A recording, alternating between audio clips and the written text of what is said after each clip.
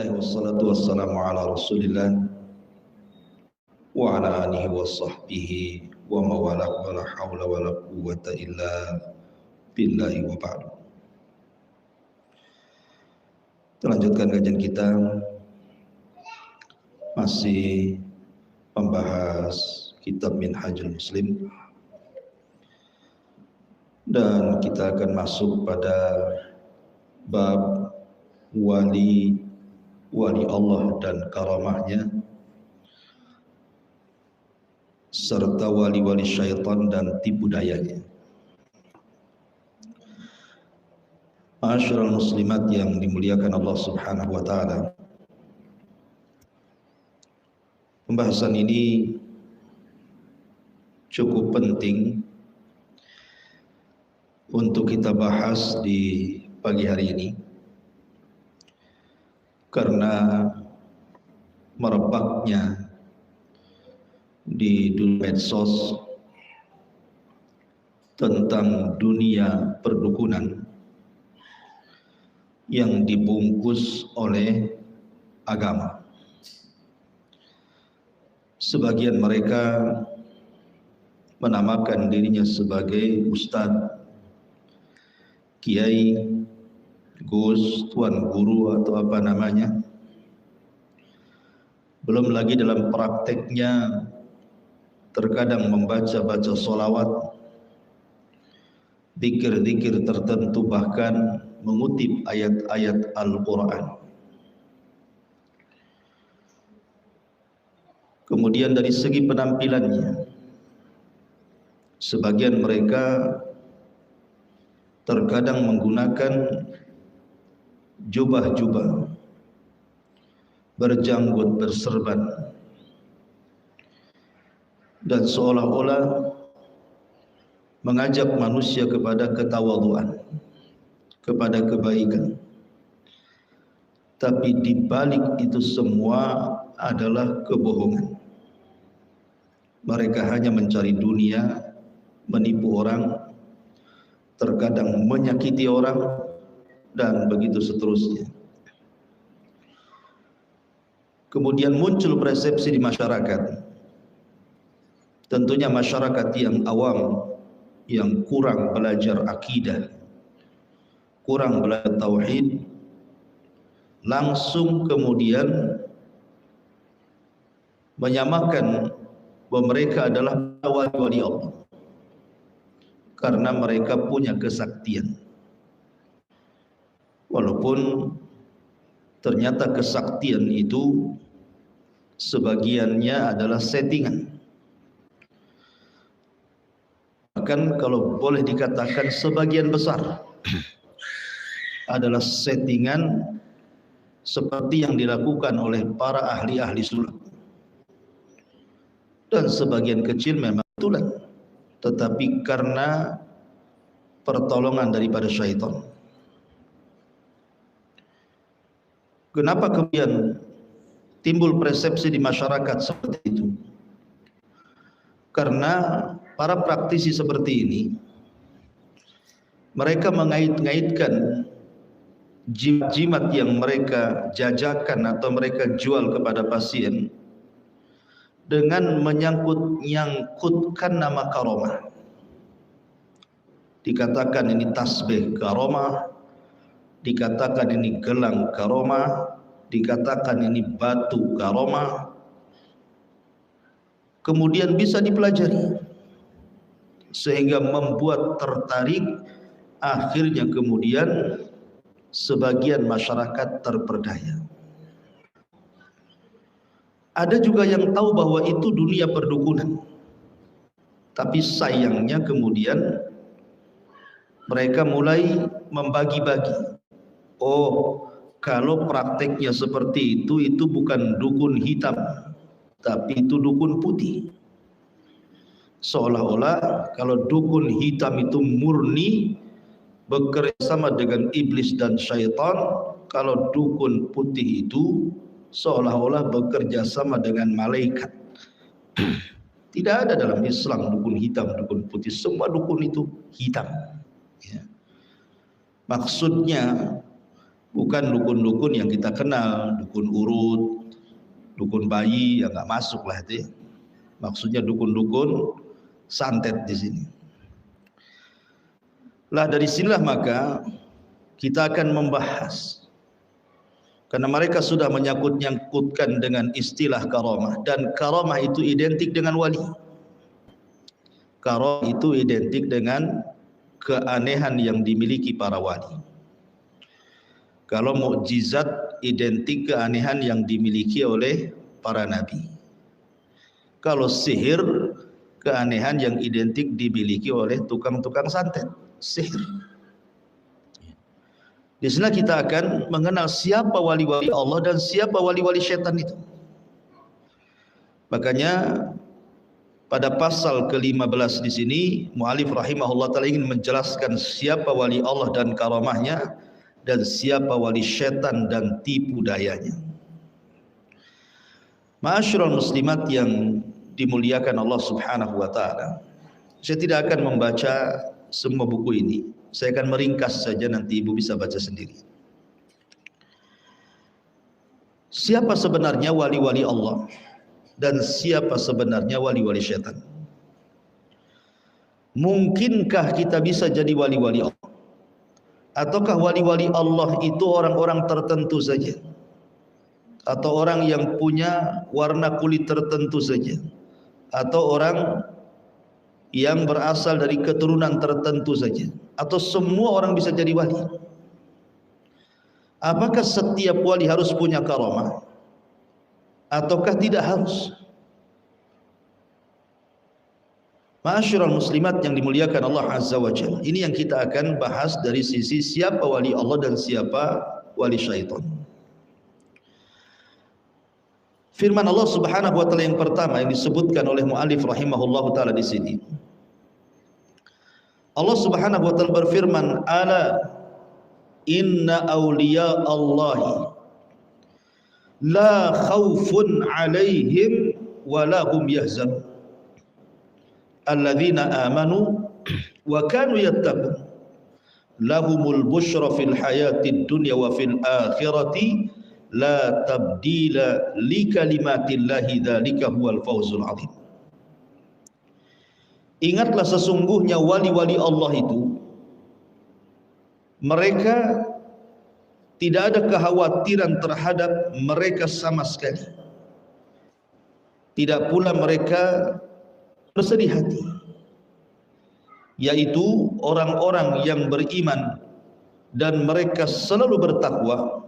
Bagi mereka berita gembira di dalam kehidupan dunia dan di dalam kehidupan akhirat. Tidak ada perubahan bagi kalimat-kalimat atau janji-janji Allah, yang demikian itu adalah kemenangan yang besar. Perhatikan dalam ayat ini, di antara ciri-ciri wali Allah adalah la khaufun, mereka tidak punya rasa takut kecuali kepada Allah. Wala hum yahzanun, dan mereka tidak pernah bersedih hati. Jadi wali-wali Allah itu orang berani, Bu. Wali-wali Allah itu para pemberani, karena mereka tidak takut kecuali kepada Allah. Sehingga wali-wali Allah itu tidak perlu senjata, tidak perlu jimat, tidak perlu tangkal-tangkal, tidak perlu kemudian meletakkan sesuatu di badan biar kebal bacok, kebal bakar, kebal pukul, kebal-kebal, enggak ada. Mereka tidak rasa takut kecuali kepada Allah. Kalau masih menyimpan jimat-jimat kekebalan seperti itu bukan wali Allah, artinya masih punya rasa takut namanya. Ya, jadi wali-wali Allah itu tidak punya rasa takut. Dia takutnya hanya kepada Allah Subhanahu wa taala. Dia hanya tawakal kepada Allah Azza wa Jalla. Dia hanya beriman dengan takdir. Kalau memang satu dunia menyakiti dia dan sudah dicatat, ya itu sudah takdirnya. Karena walaupun satu dunia menyakiti dia, kalau belum takdirnya tidak akan terjadi. Itulah keyakinan wali Allah. La khaufun, tidak punya rasa takut. Wala hum yahzanun, mereka tidak akan sedih. Wali-wali Allah itu tidak akan sedih. Hidupnya akan tenang. karena mereka bersama Allah Subhanahu wa taala. Lah siapa wali-wali Allah di sini? Di sini Allah Subhanahu wa taala kemudian menjelaskan sifat-sifatnya. Alladzina amanu, mereka adalah orang-orang yang beriman. Wa kanu yattaqun, dan juga mereka orang-orang yang selalu bertakwa. Jadi ciri wali-wali Allah cuma dua, beriman dan bertakwa kepada Allah Subhanahu wa taala. Ada sebuah hadis, Bu. Sebuah hadis Nabi sallallahu alaihi wasallam. Yang hadis ini menjelaskan ayat daripada surah Yunus 62-64 ini. Hadis ini adalah hadis qudsi. Kata Nabi sallallahu alaihi wasallam, "Man 'adali waliyan faqad adzantuhu bil harbi." Man adzali waliyan faqad adzantuhu bil harbi.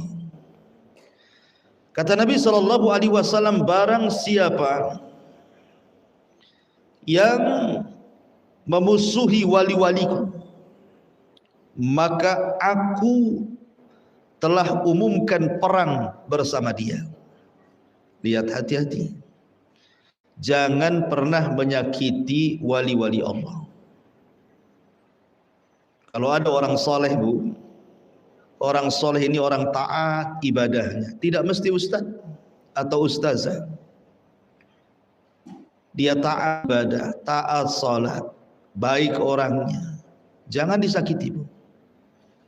Karena menyakiti orang soleh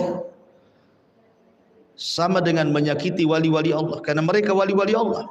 Dan kalau sudah menyakiti wali-wali Allah, berarti Allah sudah iklankan perang bersama dia. Siapa yang menang melawan Allah? Kemudian Nabi SAW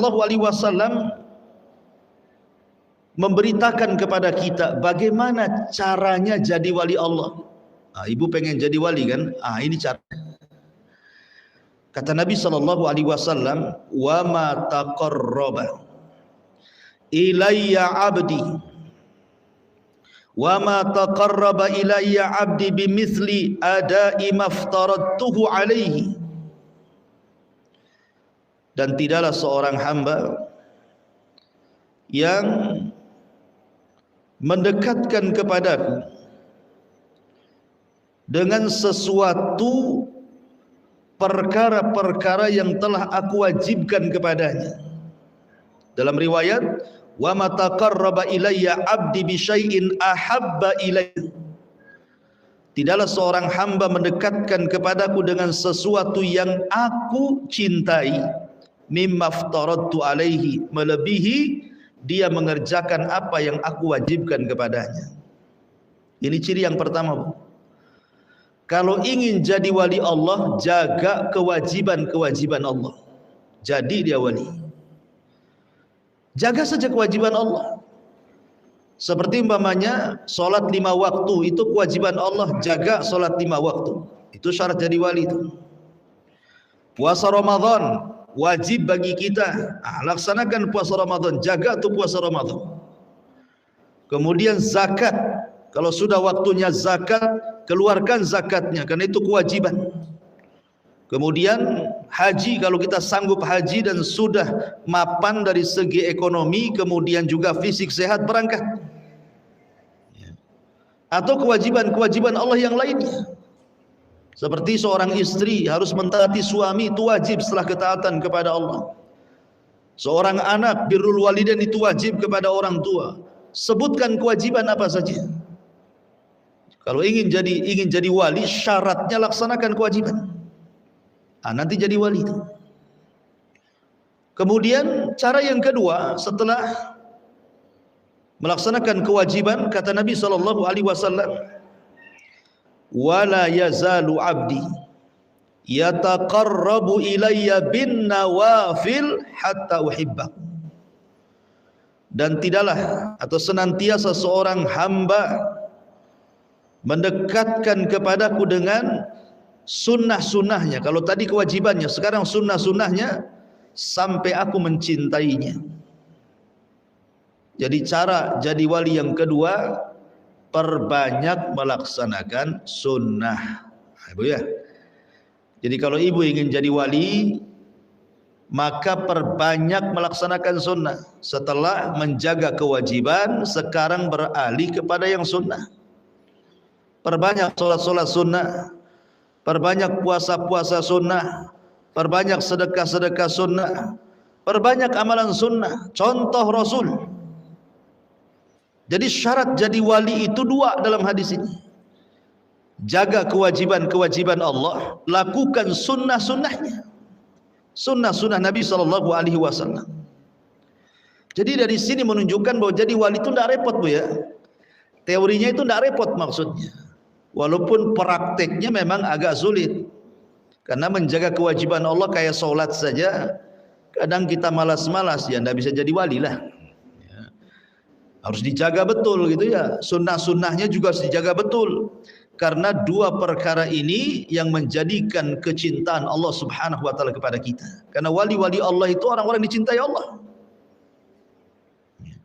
Lalu kalau seandainya orang itu sudah melaksanakan kewajiban, sudah berusaha untuk melaksanakan sunnah-sunnah Nabi sallallahu alaihi wasallam, kira-kira apa hasilnya? Apa yang akan Allah berikan kepada kita?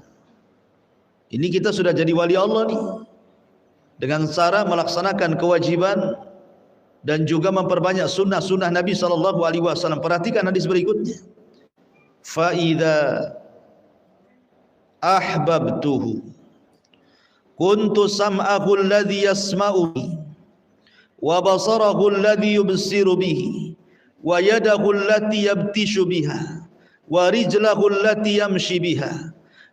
Kata Nabi SAW, maka Allah akan mengatakan, jikalau aku sudah sayang dengan hamba-hambaku, kata Allah, maka aku akan menjadi pendengaran yang ia mendengar dengannya. Aku akan menjadi penglihatannya yang ia melihat dengannya. Aku akan jadi tangannya yang ia bergerak dengan tangannya. Aku akan menjadi kakinya yang ia berjalan dengannya.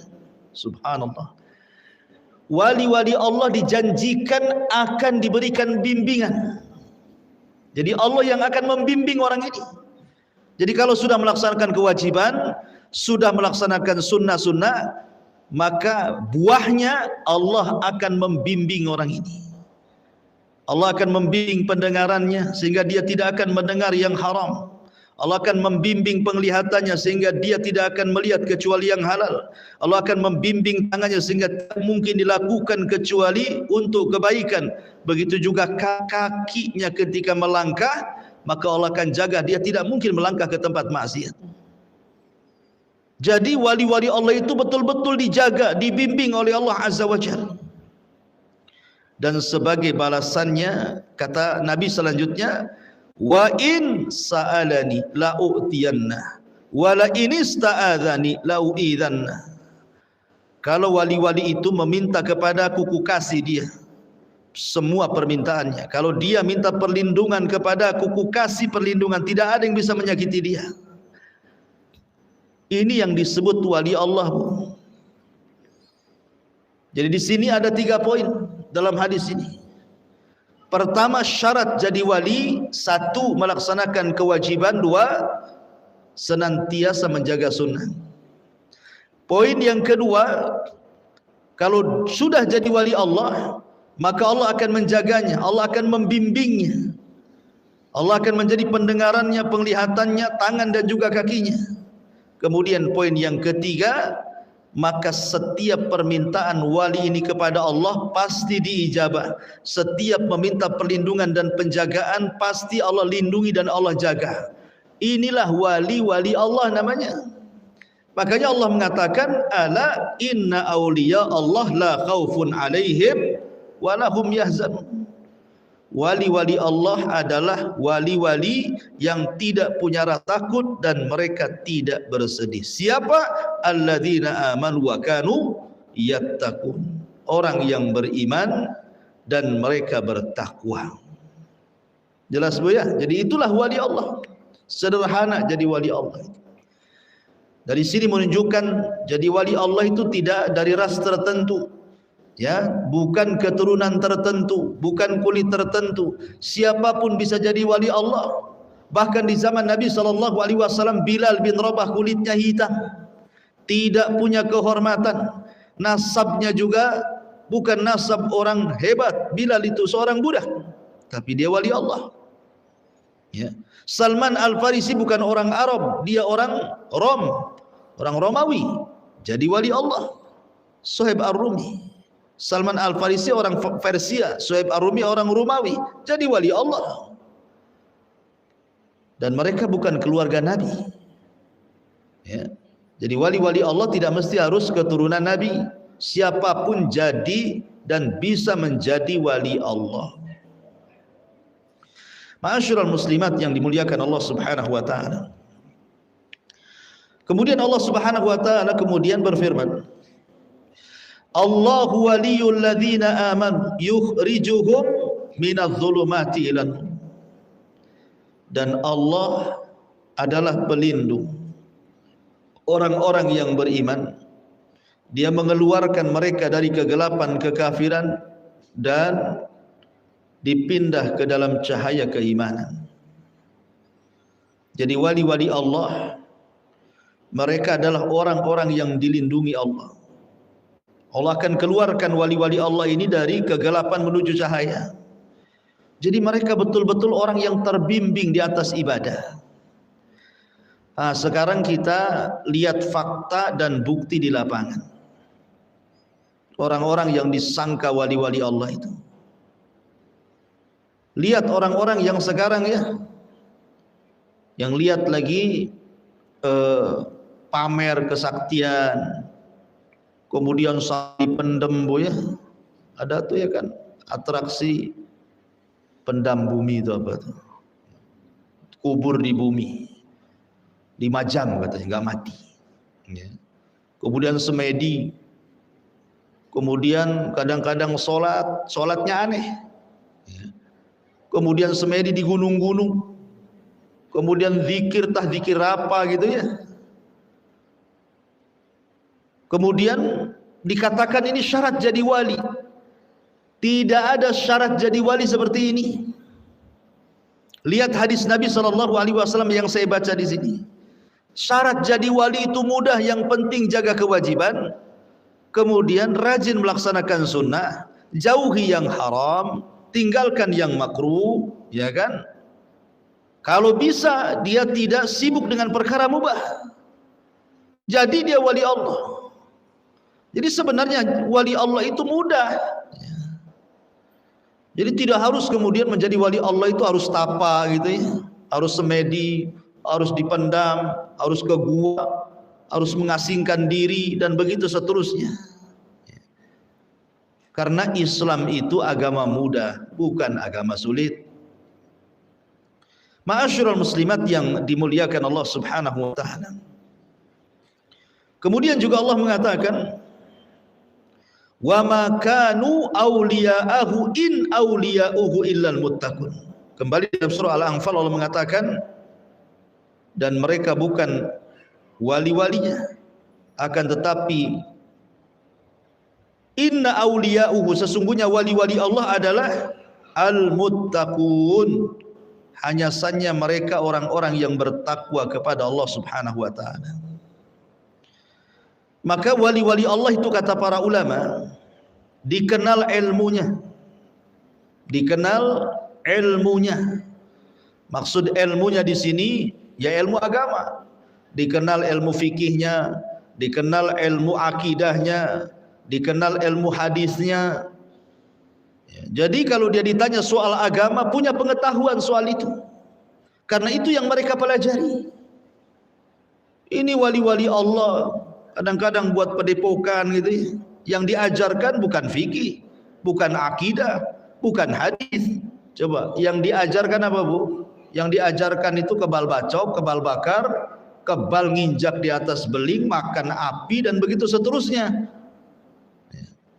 Kemudian juga ma'rifat, pengetahuan dia terhadap Allah itu luar biasa. Pengenalan dia kepada Allah, pengenalan dia kepada Rasul, pengenalan dia kepada agama gitu ya. dan orangnya soleh. Soleh itu artinya orangnya soleh, taat kepada Allah Azza wa Jalla, datang ke masjid gitu ya, suka puasa yang sunnah, yang jelas-jelas sunnah, bukan puasa mutih ya. Kemudian juga rajin zikir, suka silaturahim, birrul walidain, jelas gitu ya solahnya itu.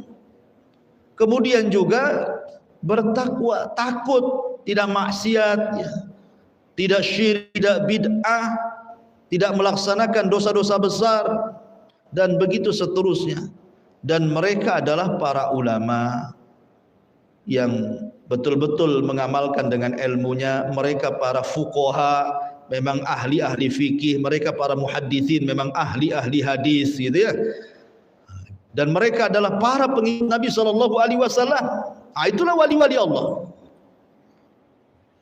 Ini kadang-kadang orang-orang yang sok-sok tampil, punya kesaktian, baca ayatnya salah, artinya pula salah. Kita ada ya. Baca qul a'udzu birabbin nas, artinya pula surah Az-Zariyat.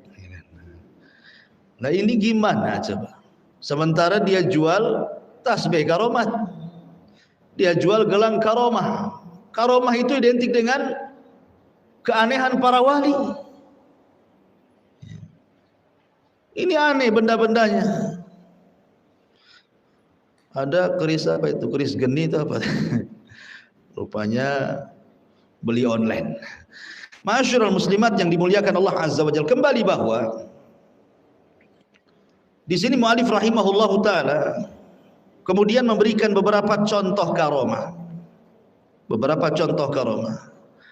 Di antaranya adalah surah Ali Imran ayat 37. Kullama dakhala 'alaiha Zakaria al-mihraba wajada 'indaha rizqah. Qala ya Maryam anna laki hadha? Qalat huwa min 'indillah. Setiap Zakaria masuk untuk menemui Maryam dalam mihrabnya, ia mendapati makanan di sisinya. Zakaria berkata, "Hai Maryam, dari mana kamu memperoleh makanan ini?" Maryam pun menjawab, "Makanan ini datang dari sisi Allah Subhanahu wa taala." Ini karamah namanya. Maryam itu tidak pernah keluar dari mihrab. Maryam itu ibadah saja, ruku, sujud, berzikir kepada Allah, tidak pernah keluar dari mihrab kecuali karena hal-hal yang darurat seperti buang hajat dan yang semacamnya. Dan Maryam itu wali-wali Allah dari kalangan perempuan, karena dia bukan nabi. Allah berikan karamah. Bentuk karamahnya apa? Setiap dia ingin makan sudah ada makanannya. Yang lebih mengherankan, makanan di musim panas ada pula di musim dingin, makanan di musim dingin ada pula di musim panas. Zakaria ini nabi, heran gitu ya. Padahal dia nabi, nabi itu kan dibekali mujizat kan Bu ya. Dia heran pula sama karamahnya Maryam dan bertanya, "Ini dari mana kau dapat makanan?" Maryam senang saja, "Ini dari Allah." Selesai. Ini karamah di zaman dulu seorang wanita. Ada enggak di zaman Nabi, Ustaz? Ada.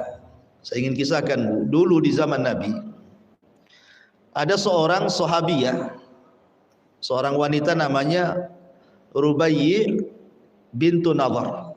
Rubayyi bintu Nadhar. Rubayyi bintu Nadhar ini adik daripada Anas ibn Nadhar. Dan Anas ibn Nadhar ini adalah sahabat yang gugur di perang Uhud. Dia yang mengatakan, "Wallahi ini wajadtu raihatal jannah min kibalil Uhud." Demi Allah aku merasakan bau sorga semerbak harumnya ke hidungku di balik bukit Uhud, katanya Anas bin Nadhar ini. Kemudian memberikan semangat kepada para sahabat. Jadi suatu ketika Rubayyi ini dia memecahkan gigi orang, sesama wanita kelahi ibunya. Tiba-tiba kemudian dia memukul bibirnya wanita orang lain, tiba-tiba retaklah giginya. Marah keluarganya. Akhirnya kemudian dari pihak Rubaiyah ini meminta maaf, tapi tidak dimaafkan. Kemudian bayar diat. berapalah rompang gigi, berapa ekor unta kami siap bayar, tapi juga tidak dimaafkan. Akhirnya kemudian keluarga korban ini mendatangi Rasul dan minta qisas, minta dipecahkan lagi giginya. Ketika Anas bin Nadhr mendengar adiknya akan diqisas, giginya akan dipecahkan sebagaimana dia sudah memecahkan gigi orang, dia datang kepada Nabi SAW, ya Rasulullah, kami dari keluarga sudah minta maaf, mereka tak mau maafkan. Kami siap bayar diat, mereka tak mau menerima diat.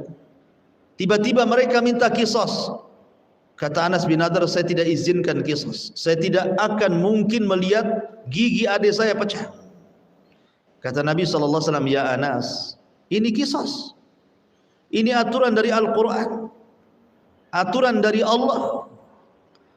Tapi Anas bin Nadhr kemudian bersumpah, wallahi la tuksar, demi Allah jangan dipecahkan. Kata Nabi SAW, ini qisas ya Anas. Kata Anas, wallahi la tuksar, jangan dipecahkan giginya. Subhanallah. Tiba-tiba kemudian dengar berita, keluarganya wanita yang dipecahkan giginya ini sudah minta maaf dan tidak akan melakukan qisas. Lihat bagaimana Anas bin Nadhr di hadapan Rasul bersumpah agar jangan dipecahkan gigi adiknya, dan Allah kabulkan. Ini namanya wali Allah nih. Ini namanya wali Allah Anas bin Nadhr ini. Kemudian Nabi SAW mengatakan, demi Allah, di antara umatku ada orang yang kalau bersumpah atas nama Allah, la abarra, Allah kabulkan permintaannya. Salah satunya Anas bin Nadhr. Nah, ini namanya karomah. Nah, karomah itu yang seperti ini. Atau contoh umpamanya di sini pada halaman ke berapa ini? Ke 99-nya ya kan? Tentang kisah Umar bin Khattab radhiyallahu anhu. Jadi Umar bin Khattab itu adalah sahabat yang dikenal banyak karomahnya, Bu. Umar itu adalah sahabat yang banyak dikenal dengan karomahnya. Salah satu karomahnya adalah dia punya pemikiran dan pendapat selalu dikuatkan wahyu. Jadi kalau dia berpendapat itu turun wahyu.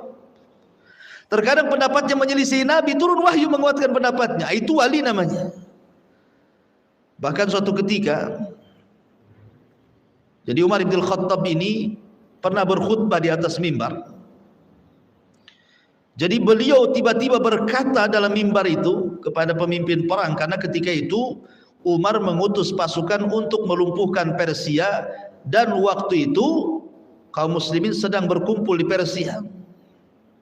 Lah tiba-tiba Umar bin Khattab radhiyallahu an berada di Madinah tuh, di atas mimbar Rasul mengatakan, "Hei batalion muslim, ke bukit, ke bukit." Maksudnya supaya jangan diserang. Akhirnya tiba-tiba suara Umar ini kedengaran kepada panglima perang yang ada di Persia tuh, bayangkan. Umar ngomong di Madinah di atas mimbar, suaranya kedengaran ke telinga pemimpin yang sedang memimpin perang yang ada di Persia, kan jauh tuh, Bu ya. Langsung pemimpinnya itu membawa pasukan diarahkan ke bukit, dan Allah Subhanahu wa taala menangkan perangnya. Lihat, Umar bisa ngomong di Madinah kedengaran sampai ke Persia. Ini karomah, Bu. Kalau sekarang ibu nelpon dari sini ke Persia, kedengaran sama orang Persia, karomah bukan, Bu? Bukan karomah. Itu alat elektronik namanya. Nanti kalau setiap orang nelpon, kalau sekarang kan enak, Bu, yang ngomong di sini kedengaran ke Amerika pakai handphone. Kalau dulu kan nggak pakai handphone, Umar bin Khattab ngomong begitu. Berarti kan keanehan. Kalau sekarang kan nggak aneh orang komunikasi dengan telepon kan, dengan HP gitu ya. Jadi itulah salah satu bentuk karomah. Atau umpamanya contohnya di zaman Rasul ada namanya Tufail ibn Amr ad-Dausi. Tufail ibn Amr ad-Dausi. Dia datang kepada Nabi SAW, Rasul, aku sudah mendakwai orang-orang Daus, tapi mereka tidak mau beriman. Tolonglah berikan tanda kepadaku, tampakkan kuasa Allah kepadaku. Kata Nabi, ya sudah, berangkat aja kau ke Daus, nanti di tengah jalan akan sampai tanda-tanda Allah kuasanya kepadamu. Berangkatlah Tufail ibn Amr ad-Dausi ini. Di tengah jalan, Bu, namanya dari Madinah ke Yaman itu kan jauh ya, suku Daus itu. Tiba-tiba di tengah kegelapan malam, dahinya bercahaya, Bu. Jadi membuat terang di sekitarnya. Tiba-tiba ada cahaya di dahinya. Itu bukan trik, Bu, ya. Itu karomah. Ya. Zaman dulu pakai trik mau beli di mana? Belum ada jual online zaman dulu tuh barang-barangnya. Jadi tiba-tiba bercahaya di sekitarnya. Akhirnya dia takut memfitnah kaumnya. Dia berdoa kepada Allah, ya Allah, jangan kau letakkanlah ini cahaya ini di dahi, akan terfitnah kaumku. Allah pindahkan ke tangannya. Dia pun takut kalau seandainya kaumnya terfitnah dengan cahaya yang di tangannya. Allah pindahkan ke mulutnya, Bu. Kalau dia ngomong itu berkilau-kilau tuh mulutnya. Itu karomah tuh. Itu bukan trik. Kalau sekarang trik, ya kan, keris dipencet ada listriknya, rupanya ada banyak. Sempatlah pas ini ya, Bu ya, pas buat ngobati orang habis pula baterainya. Mana tuh nggak keluar-keluar itu. Jadi ma'asyiral muslimat yang dimuliakan Allah Azza wa Jalla, intinya bahwa inilah yang disebut dengan karomah. Karena begini, Bu ya, sudah saya sering katakan, yang namanya keanehan di dunia ini, yang namanya keanehan di dunia, pertama ada yang sifatnya mukjizat. Yang kedua ada yang disebut dengan irhasat. Yang ketiga ada yang disebut dengan karomah. Yang keempat ada yang disebut dengan ma'unah. Yang kelima ada yang disebut dengan ihanah. Yang keenam ada yang disebut dengan al-istidraj. Dan yang ketujuh, yang terakhir, ada yang disebut dengan sihir. 7 perkara keanehan. Adapun mukjizat ma'ruf ya, enggak usah diterangkan. Mukjizat itu keanehan yang Allah berikan kepada para nabi. Seperti Nabi Musa membelah lautan, tongkatnya jadi ular, tongkatnya dipecahkan, dipukulkan di batu keluar 12 mata air. Kemudian Nabi Isa mampu menghidupkan orang mati dengan izin Allah. Kemudian Nabi Ibrahim dimasukkan ke api tidak terbakar. Kemudian Nabi SAW paling banyak mukjizatnya bisa kemudian membelah bulan dengan izin Allah. Kemudian juga Nabi Saleh bisa mengeluarkan unta dari batu dan begitu seterusnya. Ini mukjizat namanya. Ini tidak bisa dilakukan siapapun. Tukang sihir pun tidak bisa melakukannya. Mukjizat itu khusus para nabi. Tukang sihir tidak bisa membelah lautan seperti Musa. Tukang sihir tidak bisa mengeluarkan unta dari batu. Apalagi suruh belah bulan, nggak akan bisa tukang sihir itu. Karena ini mukjizat kuasa Allah. Kemudian yang kedua irhasat namanya. Keanehan-keanehan sebelum Nabi diangkat jadi Nabi. Saat kelahiran, itu kan ada cahaya yang menyinari Persia dan Romawi. Kemudian ibunya melahirkan dengan sangat mudah. Kemudian terjadi perang gajah dan begitu seterusnya. Ini irhasat, keanehan-keanehan sebelum diangkat jadi Nabi dan Rasul. Kemudian karomah. Nah, inilah karomah Allah berikan kepada para wali. Allah berikan kepada para wali. Contohnya tadi, ya, seperti kisah Umar bin Khattab radhiyallahu an, atau kisah Anas bin Nadhr tadi, atau kisah Tufail ibn Amr ad-Dausi, atau kisah Bara ibn Malik. Itu juga terjadi ketika perang Tustar, kan terdapat keanehan sehingga akhirnya Allah menangkan dalam peperangan Tustar itu karena berkat doanya Bara ibn Malik. Karena ciri-ciri wali Allah itu mustajab doa. Kalau berdoa itu mudah dikabulkan. Nah, ciri-ciri wali Allah itu. Kemudian ada namanya ma'unah. Ma'unah ini diberikan oleh Allah kepada orang saleh. Umpamanya waktu-waktu kepepet Allah tolong, seperti umpamanya tiba-tiba dia di hutan ada harimau ngejar dia, kemudian ada pohon pete, naik dia di situ, selamatlah dia dari cengkraman harimau. Itu maunah, pertolongan namanya. Kemudian ada ihanah. Ihanah ini justru keanehan untuk menghina. Allah sengaja berikan keanehan tetapi untuk menghina. Seperti yang terjadi kepada siapa nabi palsu namanya Musailamah Al-Kadzdzab. Ada orang buta sebelah, Bu, datang ke Musailamah Al-Kadzdzab, ingin disembuhkan butanya. Tiba-tiba diludahi oleh Musailamah Al-Kadzdzab jadi buta dua-duanya, Bu. Nah, itu ihanah tuh namanya ya. Oh, dia ingin disembuhkan buta sebelahnya, diludahi malah dua-duanya jadi buta.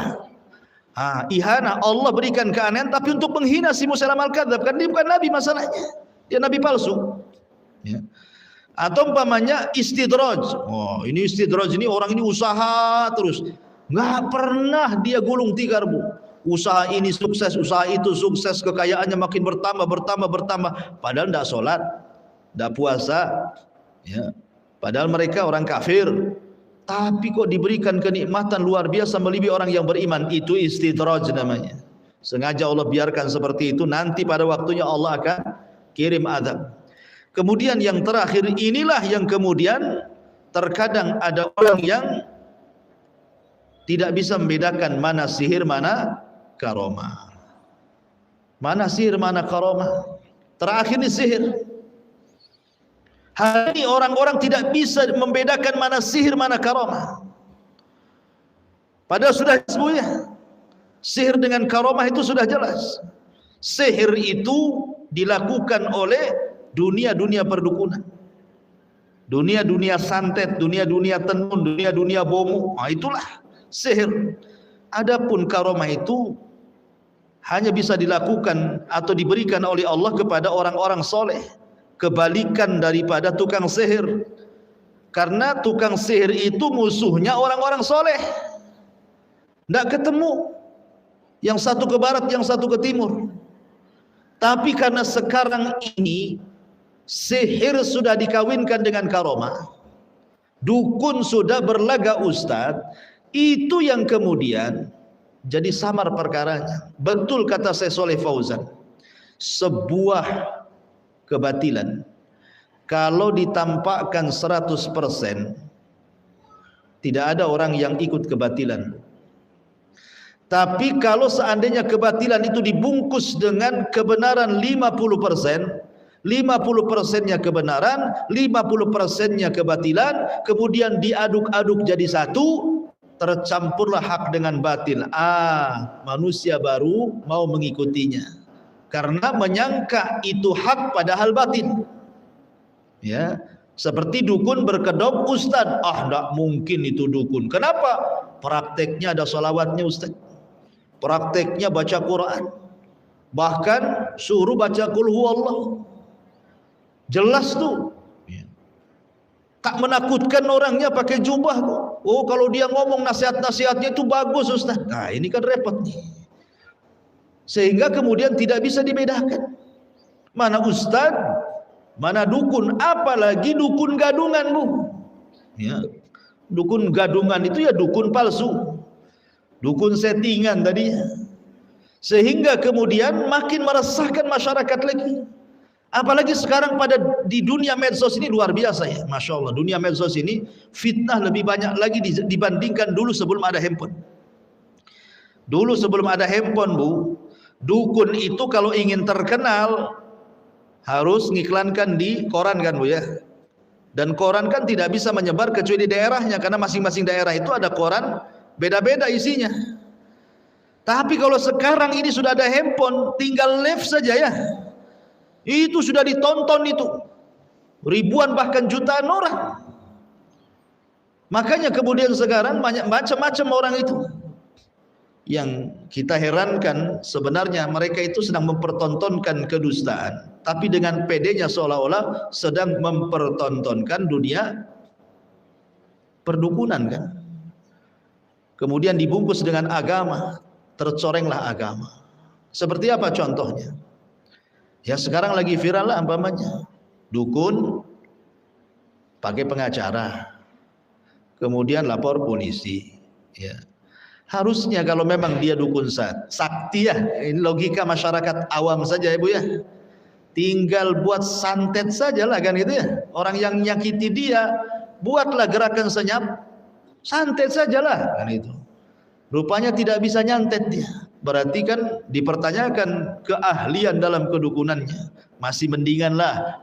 Berarti dia tidak sakti. Sebab kalau sakti lebih bahaya lagi. Karena tidaklah kesaktian yang mereka miliki kecuali karena istikhdamus syaitan. Mereka enggak mungkin kecuali bekerja sama dengan setan itu. Ada lagi dukun sakit, masuk rumah sakit lagi. Kalau dia dukun, obatilah sendiri, baca mantra dia, atau akan datang kepada sesama dukunnya. Ini tidak cukup. Padahal dunia perdukunan dengan dunia medis itu, kesan di masyarakat itu lebih sakti dunia medis Bu ya. Dokter kalau mengeluarkan penyakit dalam badan Bu, itu mesti operasi dulu, dibelah dulu, disuntik dulu gitu ya Bu ya. Kadang-kadang nanti sakit, banyak prosesnya itu di rumah sakit itu. Tapi lihat tayangan-tayangan perdukunan tuh sebentar saja dipegang perutnya, keluar tuh silet, paku macam-macam. Sembuh tuh katanya. Kan itu walaupun wallahu alam tuh. Tapi yang jelas bahwa lah kenapa kalau dia punya kesaktian bisa mengobati orang, dia pula diobati ke dokter? Ini kan aneh gitu. Sebab di masyarakat itu yang tertipu dengan dunia perdukunan itu karena iming-iming dukun. Satu, dia bisa mencarikan jodoh. Dua, bisa menglariskan dagangan dia. Tiga, bisa meramal nasib dia. Empat, dia bisa menyembuhkan penyakit dia. Itu kan yang di masyarakat Bu, memang seperti itu ya. Kalau memang dia bisa seperti itu, tidak pula lah mestinya dukun-dukun itu kaya-kaya, lebih kaya dibandingkan orang kan gitu, karena dia bisa membuka rizkinya dia sendiri. Masa membuka rizki orang tak bisa, dia membuka rizki dia tak bisa? Logikanya sebenarnya cukuplah dia untuk dirinya sendiri untuk meraih kekayaan sebanyak-banyaknya. Tapi kenapa kemudian mereka menjual jimat, menjual ini, menjual itu? Bahkan yang lebih miris lagi adalah ada seorang dukun bunuh diri gara-gara sepi job dan pasien. Kemudian marah gara-gara sepi job dan pasien, akhirnya lapor polisi. Lah kamu dukun yang katanya bisa membuka rezeki orang. Kalau kamu dukun, nggak perlu kemudian merasa tersinggung dengan itu. Buatlah jimat untuk diri sendiri. Bagaimana caranya pasien datang, kan begitu Bu ya logikanya Bu ya. Makanya saya katakan ini dunia ini terbalik-balik. Dari sini betullah kata Nabi SAW ketika Ummul Mukminin Aisyah radhiyallahu anha menceritakan tentang dunia perdukunan. Apa kata Aisyah radhiyallahu anha, ya Rasulullah? Ketika menceritakan tentang beberapa orang yang datang kepada Rasul, dukun-dukun itu kalau bercerita, meramal sesuatu, terkadang ada benarnya. Tapi Nabi SAW mengatakan, ulaika laisu bisyai, kata Rasulullah. Mereka itu tidak punya apa-apa, kata Nabi. Mereka itu tidak punya apa-apa, tidak bisa menyingkap yang gaib, kata Rasul. Adapun kalau seandainya mereka meramalkan sesuatu kemudian benar, maka itu hanya satu kalimat yang diambil oleh jin dari percakapan malaikat yang ada di langit, itu pun setelah dicampur adukan dengan 100 kedustaan, kata Rasulullah. Ini Rasul yang ngomong. Jadi kalau 100 kalimat itu satu yang benar, 99 dusta, gitu loh maksudnya. Berarti dukun itu sendiri tahu dia sedang berdusta. Kalau umpamanya dia tidak terima gara-gara sepi job, itu kan ya, berarti dia sendiri sebenarnya tahu dia sedang berdusta. Kalau dia mengatakan seperti itu, buktinya dia bisa membuatkan jimat penglaris, buktinya dia bisa membuat jimat untuk perjodohan, untuk supaya para pejabat itu tetap bertahan di jabatannya atau naik pangkat. Lah kenapa dia bisa memberikan solusi kepada orang, solusinya sendiri tidak bisa diselesaikan? Ya. Makanya kalau bukan para pendusta siapa lagi? Kalau mereka bukan para pendusta, lalu siapa lagi? Apa yang kita harus katakan kepada mereka? maka kita katakan persis seperti yang dikatakan Nabi SAW, mereka adalah para pendusta. Ma'asyiral muslimat yang dimuliakan Allah Subhanahu wa taala, yang perlu diketahui, ciri-ciri wali Allah Subhanahu wa taala dan wali-wali syaitan. Wali-wali Allah itu adalah orang yang beriman dan bertakwa, tapi wali syaitan adalah orang yang kufur dan suka maksiat. Kebalikan daripada wali Allah. Kalau wali Allah itu beriman dengan yang gaib, dia tidak meramal yang gaib, beriman malah dengan yang gaib. Beriman dengan sorga, dengan neraka, dengan ya rukun-rukun iman kepada Allah, kepada Rasul, kepada malaikat, kepada kitab, kepada takdir, kepada hari akhir, dan begitu seterusnya. Dia beriman dengan yang gaib. Tapi kalau wali-wali syaitan terbalik, meramal sok-sok tahu yang gaib, bisa menyingkap yang gaib gitu ya, menerawang yang gaib. Oh, hebat kali. Padahal dia sedang ditipu oleh syaitan. Kemudian orang yang wali-wali Allah itu orang yang bertakwa. Orang yang bertakwa yang tidak pernah maksiat kepada Allah. Kalau wali-wali syaitan terbalik, mereka melakukan kesyirikan dan kekufuran. Makanya Allah Subhanahu wa taala berfirman di dalam Al-Qur'anul Karim tentang syaitan. Apa kata Allah Subhanahu wa taala? Qul hal unabbiukum ala man tanazzalu syayatin. Maukah ku habarkan kepada kalian, syaitan itu kalau turun ke bumi nemui siapa?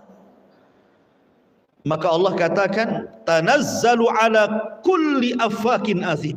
Setan itu turun kepada setiap para pendusta. Kata Abdullah bin Abbas, kalimat affak di sini tafsirnya adalah para dukun. Jadi setan-setan itu turun kepada para dukun karena mereka para pendusta. Azim, yang suka berbuat dosa karena suka menyakiti orang, berbohong kepada orang. Apalagi tukang sihir itu bisa bunuh orang, buat orang sakit. Kemudian yulquna sam'a wa aktsaruhum kadzibun. Mereka melemparkan kepada dukun-dukun itu kalimat-kalimat yang ia curi dari kalimat-kalimat malaikat. Wa aktsaruhum kadzibun, dan para dukun itu kebanyakan mereka para pendusta. Ini nas Quran yang mereka mengatakan para pendusta, bukan kita. Kita hanya meneruskan lisan dari Allah Subhanahu wa taala. Allah katakan aktsaruhum kadzibun, kebanyakan mereka pendusta. Kita katakan kebanyakan mereka pendusta. Kita tidak mengarang, ini nas Quran yang mengatakan seperti itu. Karena tidak mungkin wali-wali Allah itu berdusta. Wali-wali Allah itu orang beriman, orang bertakwa. Mereka tidak akan kufur, mereka tidak akan melakukan perbuatan dosa. Mereka orang beriman, mereka orang bertakwa. Kemudian yang kedua, wali-wali Allah itu al-hubbu fillahi wal bughdhu fillah. Mereka sangat mencintai Allah. Mereka sangat mencintai Allah, artinya betul-betul kecintaan mereka karena kecintaan kepada Allah Subhanahu wa taala, dan kemarahan mereka juga karena kemarahan Allah Subhanahu wa taala. Jadi wali-wali Allah itu sangat cinta dengan ibadah. Sangat cinta dengan ibadah. Mereka tidak riya, mereka tidak sum'ah, mereka tidak takabur, mereka suka ke masjid, mereka suka silaturahim, mereka suka birrul walidain, suka baca Quran, suka zikir, macam-macam ibadah mereka lakukan. Tidak disibukkan dengan perkara-perkara tertentu. Yang kita lihat sekarang kan para dukun itu enggak ada tuh. Saya ragukan, jangan-jangan enggak pernah ke masjid sholat jamaah tuh kan. Sholatnya di padepokannya saja, enggak pernah ke masjid. Coba disuruh baca kitab, sekali-kali lah. Dukun-dukun yang berbaju ustad itu coba sodorkan kitab kuning itu, ya, kitab gundul itu. Bisa enggak dia baca? Jangan-jangan tak bisa baca kitab dia. Jangan baca kitab lah ketinggian, Bu ya. Baca Quran, jangan-jangan tajwidnya enggak ada masalah. Ya. Suruh artikan, jangan pakai terjemahan gitu. Nanti salah pula. Qul a'udzu birabbin nas jadi wa ma khalaqtul jinna wal insa illa liya'budun pula. Tertukar-tukar ayat dengan artinya. Jadi bagaimana kemudian dikatakan wali Allah? Inilah cari wali Allah itu betul-betul mereka yang mencintai Allah dan taat kepada Allah Azza wa Jalla. Kemudian juga muwalatut ta'ah. Betul-betul wali-wali Allah itu muwalatut ta'ah. Betul-betul hidupnya dikorbankan hanya untuk ketaatan kepada Allah Subhanahu wa taala. Tidak mesti terkenal jadi wali-wali Allah itu. Tidak mesti terkenal. Ya, terkadang mereka itu tidak dikenal sama sekali. Dia hanya dikenal di langit, tidak dikenal di bumi. Jadi wali-wali Allah tidak mesti harus ishtihar gitu ya, terkenal di mana-mana, tidak. Senyap-senyap pun bisa jadi wali Allah, asal tadi yang sudah saya jelaskan, dia senantiasa mengerjakan yang wajib, kemudian berusaha untuk mendawamkan yang sunnah, dia melakukan keharaman dan menjauhi kemakruhan, dan berusaha untuk menjauhi perkara-perkara yang mubah dan dia gunakan waktunya hanya untuk beribadah kepada Allah Subhanahu wa taala. Ma'asyiral muslimat yang dimuliakan Allah Azza wa Jalla.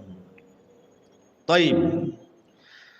Kemudian ada pembahasan sedikit, nanti ibu baca sendiri sajalah, karena beberapa dalil ada kemiripan satu dengan yang lainnya secara ringkas seperti itu.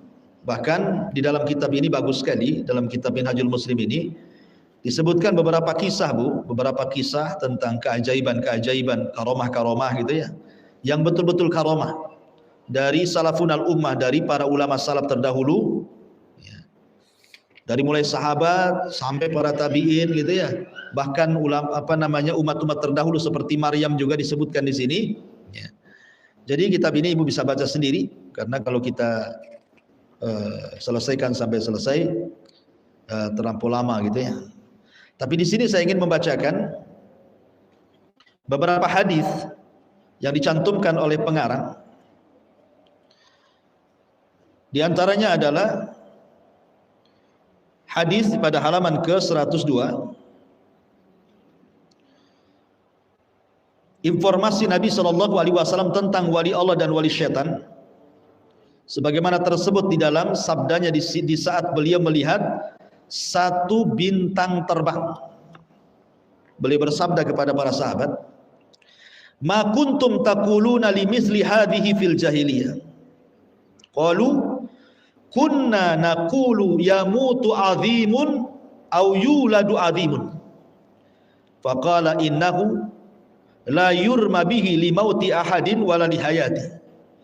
Walakinna rabbana tabaraka wa ta'ala idza qada amran sabbaha hamalatul arsy thumma sabbaha ahlus samai alladzina yalunahum thumma alladzina yalunahum hatta yablugha tasbihu ahla hadhihi sama thumma yas'alu ahlus sama hamalatal arsy madza qala rabbuna fayukhbiruhum thumma yastakhbiru ahlu kulli sama hatta yablughul khabaru ahlas sama'id dunya wa takhtifu syaitanus sam'a fayurmauna fayakdhifunahu ila awliyaihim fama ja'u bihi ala wajhihi fahuwa haqqun walakinnahum yazidun. Hadis ini Bu adalah ingin menjelaskan kepada kita siapa wali-wali setan. Hadis ini ingin menjelaskan kepada kita tentang siapa wali-wali setan. Perhatikan terjemahannya di sini. Ketika ada bintang gitu ya, meteor yang terbang, maka Nabi SAW mengatakan, apa yang biasa kalian katakan terhadap hal semacam itu di dalam tradisi jahiliyah. Maksudnya kalau ada meteor yang jatuh itu, menurut pandangan kalian gimana itu di zaman jahiliyah? Maka para sahabat menjawab, kami dulu meyakini itu pertanda ada seorang pembesar yang mati, atau pertanda akan dilahirkannya seorang bayi yang akan menjadi pembesar. Itu namanya tahayul Bu ya. Lalu Nabi SAW mengatakan, sungguhnya bintang itu tidak dilemparkan karena kematian seseorang atau kehidupan seseorang. Akan tetapi yang terjadi adalah Tuhan kita Allah apabila telah memutuskan suatu perkara, maka para pemikul arsy bertasbih, kemudian para penghuni langit di bawahnya pun turut bertasbih, dan demikian pula penghuni langit di bawahnya lagi hingga tasbih mensucikan Allah itu sampai kepada penghuni langit yang paling rendah. Kemudian para penghuni langit bertanya kepada para malaikat petugas yang memikul arsy itu, apa yang difirmankan Rabb kita? Maka mereka pun memberitakannya. Kemudian pula penghuni langit berikutnya hingga berita itu sampai kepada penghuni langit yang paling rendah. Lalu pada saat itu setan-setan mencuri pendengaran. Oleh karenanya mereka dilempari dengan bintang-bintang. Kemudian setan-setan itu membisikkan berita kepada para walinya. Nah, ini syahidnya di sini, Bu ya. Setan itu kemudian membawa berita kepada para walinya. Inilah wali-wali setan namanya. Berita yang setan sampaikan kepada manusia itu benar, akan tetapi mereka menambahinya. Dalam riwayat sudah ditambahkan dengan mi'ata kadzbah, 100 kedustaan. Inilah kita bisa tahu bahwa siapa wali-wali setan. Wali-wali setan itu para dukun. Ingat ya, dalam hadis ini wali-wali setan itu para peramal. Wali-wali setan itu tukang-tukang santet, tukang-tukang tenun. Itulah wali-wali setan. Ya, jadi wali-wali setan itu adalah para dukun, para tukang-tukang sihir. Ini nas hadisnya jelas. Mereka bukan ustadz, mereka bukan kiai, mereka bukan guru ngaji, mereka bukan syekh. Teramat suci nama-nama ini dilengketkan kepada mereka. Kita katakan mereka dukun bukan gus, kita katakan mereka dukun bukan ustadz, kita katakan mereka itu dukun bukan kiai. Karena gus, ustadz, kiai itu biasanya disematkan kepada orang-orang yang betul-betul mengajarkan agama, kan Bu? Ini ngajarkan kesyirikan, meramal tanpa jelas gitu ya. Jadi dari sini kita tahu bahwa siapa wali-wali setan? Wali-wali setan adalah para dukun. Bahkan Jabir bin Abdullah radhiyallahu anhu ketika mentafsirkan ayat tentang kalimat togut dalam Al-Quran, salah satu makna togut adalah dukun, dan togut itu adalah sesembahan selain daripada Allah Subhanahu wa ta'ala. Ya. Togut itu ada yang mengartikan setan, ada yang mengatakan dukun, dua-duanya sama. Karena dukun dan setan itu bekerja sama. Mereka lah wali-wali setan. Makanya ketika Yunus ibn Abil A'la As-Sadafi, salah satu muridnya Imam Syafi'i, itu berdialog dengan gurunya Imam Syafi'i, Bu. Dialognya begini, wah Imam Syafi'i, aku mendengar perkataan Al-Laits. Al-Laits itu ulama Mesir, itu sesama dengan Imam Syafi'i. Kata Laits mengatakan, barang siapa yang bisa berjalan di air, maka idza ra'aita ar-rajula yamshi 'alal ma', apabila engkau melihat ada orang yang bisa berjalan di air, maka timbang amalan dia dengan Al-Quran dan Sunnah. Kata Imam Syafi'i, perkataan Laits itu masih kurang katanya. Kemudian Imam Syafi'i menambah, idza ra'aita ar-rajula yamshi 'alal ma' aw yatiru fil hawa, katanya. Kalau engkau melihat orang yang bisa berjalan di air ataupun bisa terbang, maka timbang amalannya dengan Quran dan Sunnah. Kenapa Imam Syafi'i mengatakan timbang amalannya dengan Quran dan Sunnah? Kenapa pula Imam Laits juga mengatakan timbang amalannya dengan Quran dan Sunnah? Karena Al-Quran dan Sunnah sudah menjelaskan siapa wali Allah, siapa wali setan. Quran kan sudah saya jelaskan tadi, ini Qurannya, inilah wali Allah, ini ayatnya. Ini wali Allah, ini hadisnya. Ini wali setan, ini ayatnya. Ini wali setan, ini hadisnya. Nah, gitu ya. Kenapa ditimbang dengan Quran dan Sunnah? Karena definisi mana wali Allah, mana wali setan sudah dijelaskan dalam Quran dan Sunnah. Makanya kemudian kedua ulama ini mengatakan timbang tuh amalannya. Kalau sesuai dengan Quran dan Sunnah dia wali Allah. Kalau tidak sesuai dengan Quran dan Sunnah dia wali setan. Nah, gampang nilainya tuh. Nah, kita lihat orang yang bisa berjalan di air, bisa terbang, kebal bacok, kebal bakar, jalan di bling dan lain sebagainya. Kita tidak bicara orang settingan. Kalau orang settingan ada pendusta tuh. Anggaplah dukun-dukun beneran gitu yang sakti-sakti mandraguna itu. Lihat kehidupannya, timbang dengan Quran dan Sunnah. Bagaimana sholatnya, bagaimana puasanya, bagaimana zakatnya, bagaimana hajinya, bagaimana baca Qurannya, bagaimana dia dengan orang tuanya, bagaimana silaturahimnya, bagaimana zikirnya, perlu timbang terus ibadah dia. Kalau memang dia orang soleh, masya Allah orang soleh, dia alim betul-betul, dia ulama, diberikan keanehan, wah itu wali-wali Allah tuh. Tapi kalau kehidupannya jauh daripada Quran dan Sunnah, kadang-kadang nggak pakai baju ke sana kemari, kadang-kadang kemudian telat sholat. Ya kalau telat sekali-kali ya wajarlah manusia. Ini tidak pernah sholat, kadang-kadang ngakunya sholat di Mekah. Ya. Jauh kali sholatnya ke Mekah, masjidnya dekat, sholat ke Mekah pula. Dan macam-macam. Berarti itu wali setan itu namanya. Ya. Inilah definisi antara wali Allah dan wali setan serta karomah dan kesesatan. Taib, lebihnya baca sendiri. Sampai di sini kita buka tanya jawab. Silakan.